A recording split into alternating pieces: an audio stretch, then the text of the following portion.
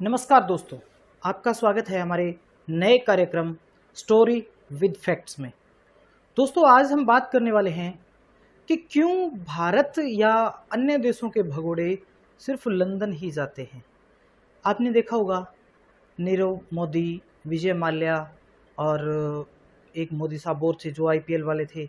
ये बहुत सारे ऐसे लोग हैं जो भागकर बैंकों का पैसा लेकर या किसी न किसी तरह का घोटाला या किसी प्रकार का अपराध करके लंदन ही क्यों जाते हैं।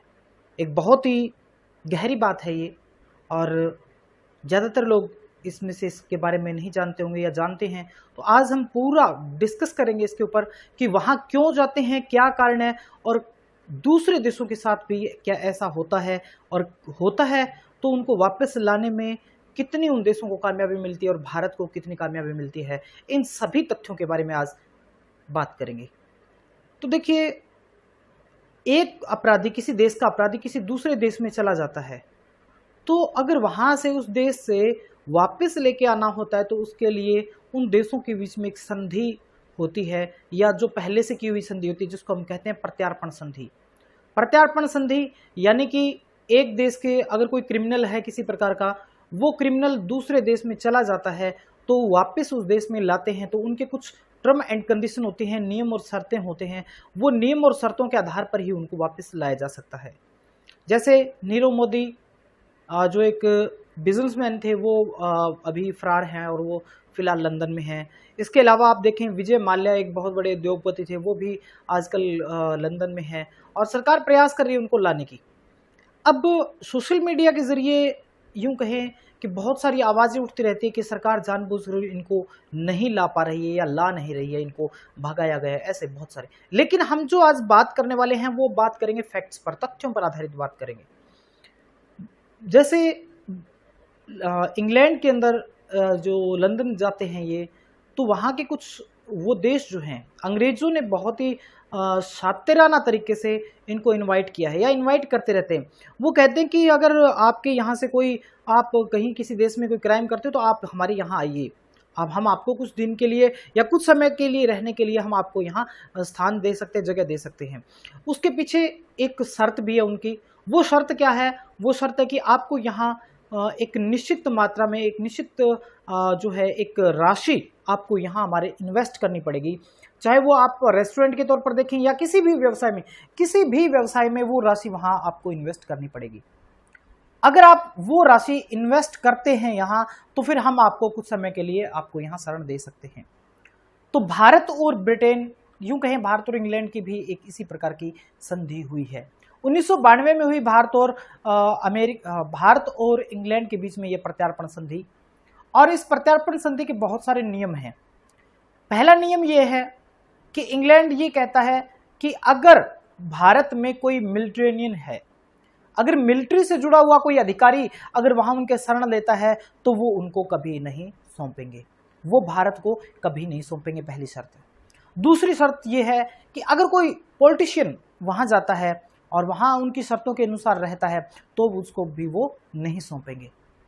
तीसरी जो शर्त है और महत्वपूर्ण शर्त यह है कि अगर उस अपराधी को भारत सरकार वापस आती है ब्रिटेन से, इंग्लैंड से, तो उसके लिए जरूरी ये होगा कि उसने जो भारत में क्राइम किया है, वो क्राइम इंग्लैंड के संविधान के अनुसार, इंग्लैंड के कानून के अनुसार भी क्राइम होना चाहिए। अगर उनके कानून के हिसाब से वो क्राइम नहीं है, तो फिर वो भारत को नहीं सौंपेंगे। तो ये बहुत सारे अड़चने हैं। अब एक बात छोटी सी सोचने वाली ये है कि वो लोग क्यों सौंपेंगे? वो अगर कोई व्यक्ति उनके वहां इन्वेस्ट करता है, वहां रहता है, जिस होटल में रुकता है या जहां भी रहता है, तो उससे उस देश को आमदनी हो रही है, उससे इनकम हो रही है, वहां के लोगों को इनकम हो रही है, तो वो लोग हमें क्यों सौंपेंगे? ऐसे बहुत सारे मामले हुए हैं। भारत से 100 से ऊपर लोग ऐसे हैं जो बहुत बड़े मामलों में अपराधी हैं और वो ब्रिटेन में अभी तक आराम से जी रहे हैं, अपनी जीवन जी रहे हैं। वहाँ से अगर हम देखें, नीरव मोदी का मामला देखें, तो नीरव मोदी के लिए क्या प्रयास किए या फिर सरकार क्या कर रही है या अभी तक क्या किया है। देखिए, वहाँ पर पहला तो ये होना चाहिए कि वो क्राइम होना चाहिए, ठीक है। दूसरा, वो पॉलिटिशियन नहीं होना चाहिए, मिलिटेरियन नहीं होना चाहिए, ठीक है।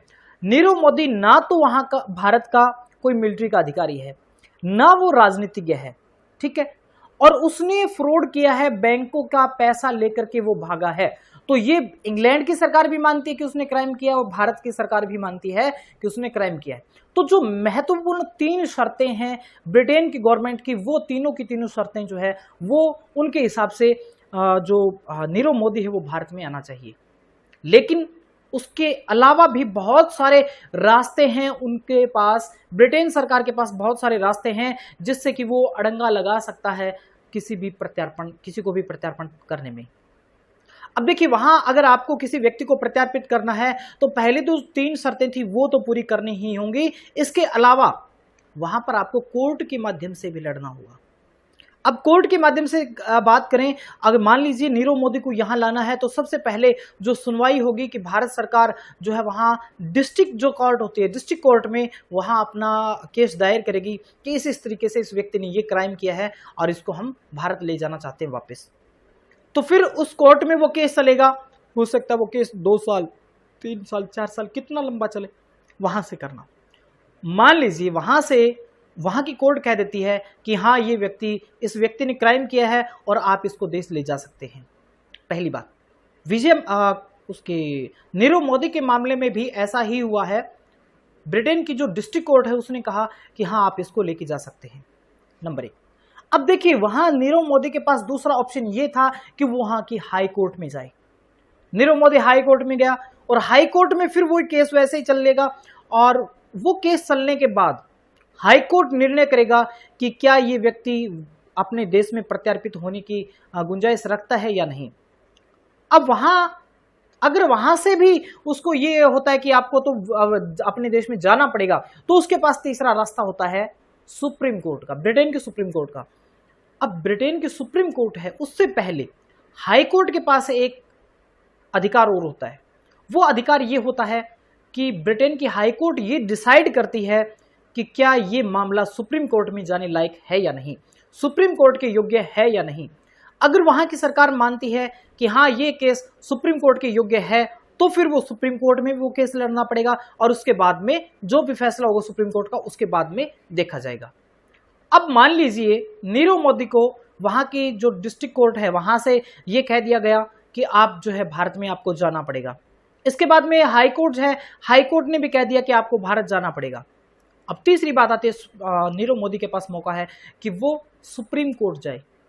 सुप्रीम कोर्ट में जाने से पहले हाई कोर्ट निर्णय करता है कि क्या ये मामला सुप्रीम कोर्ट के लायक है या नहीं। तो ब्रिटेन की हाई कोर्ट ने ये फैसला किया है कि ये सुप्रीम कोर्ट में जाने के लायक नहीं है। परिणाम स्वरूप नीरव मोदी को भारत जाना ही पड़ेगा, ये फैसला दिया है। मान लीजिए ये तो कार्यवाही होगी वहां की। अब आप देखेंगे सुप्रीम कोर्ट भी चले जाते, सुप्रीम कोर्ट भी कह देती कि आपको वहां अपने देश में जाना पड़ेगा। उसके बाद में भी एक कोर्ट और है, वो है यूरोपियन ह्यूमन राइट कोर्ट। वहां की मानवाधिकार, क्योंकि यूरोपियन कंट्री जो है वो मानवाधिकार को बहुत ज्यादा महत्व देते हैं।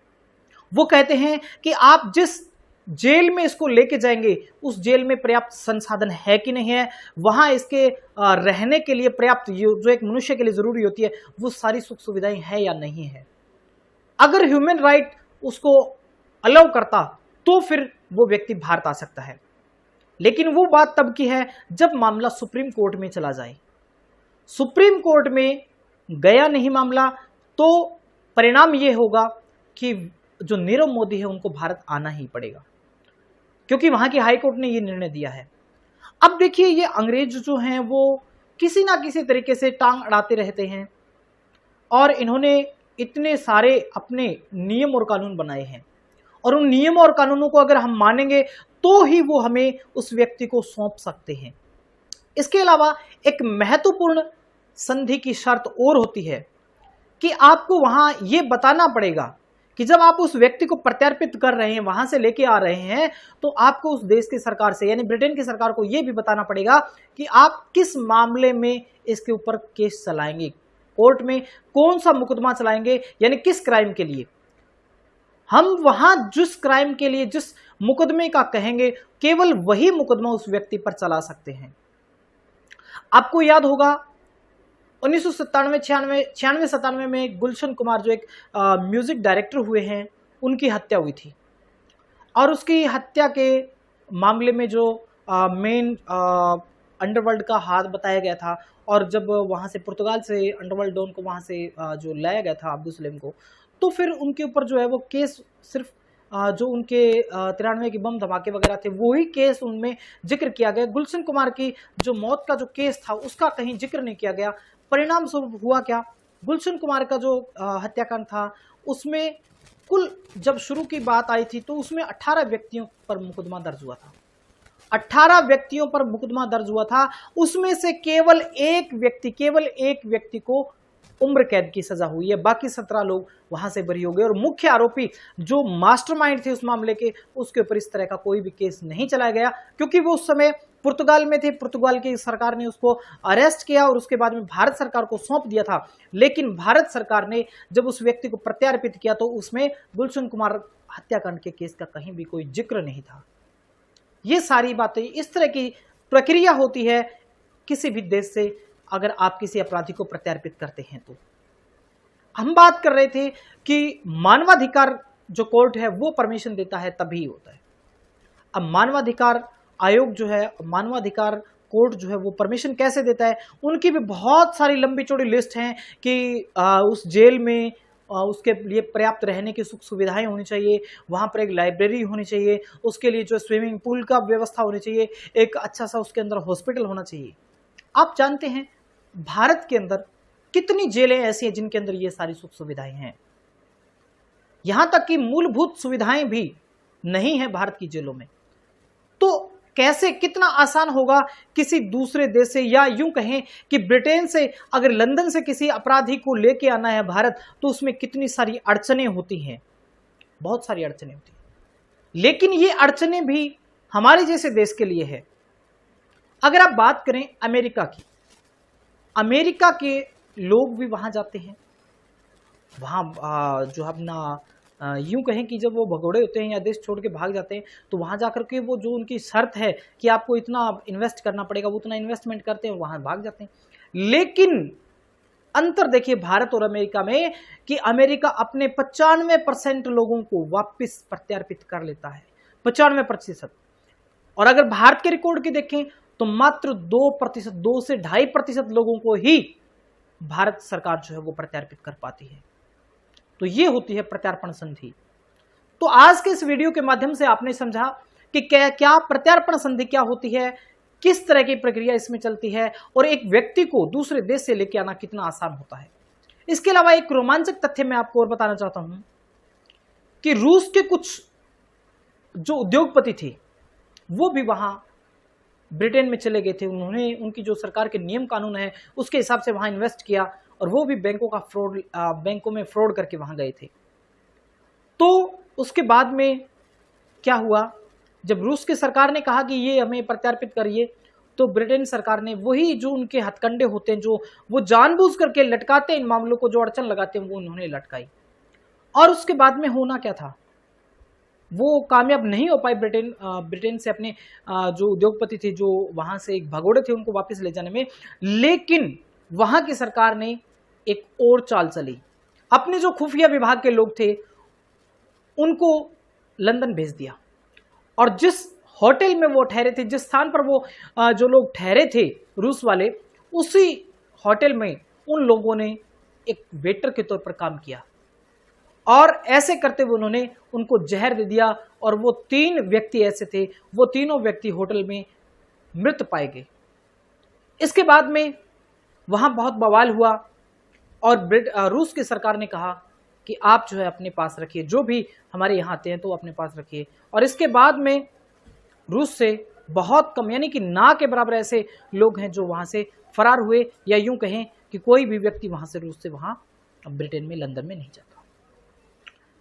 तो आज की इस वीडियो में आपने समझा होगा कि क्यों भारत के लोग या किसी भी देश के लोग ज्यादातर ब्रिटेन या लंदन में ही क्यों जाते हैं। तो उसके ये कारण थे, और कितना आसान होता है, कितना मुश्किल होता है, ये भी आपने आज अच्छे से समझा। उम्मीद करता हूं आपको ये जानकारी पसंद आई होगी। इसलिए एक रिक्वेस्ट है, एक दरख्वास्त है आपसे कि आप इस वीडियो को लाइक करें और दूसरे लोगों के साथ शेयर भी करें, और हाँ, इस चैनल को ज़रूर सब्सक्राइब करें ताकि आने वाली हर एक वीडियो का नोटिफिकेशन आपको मिलता रहे सबसे पहले। वीडियो देखने के लिए बहुत बहुत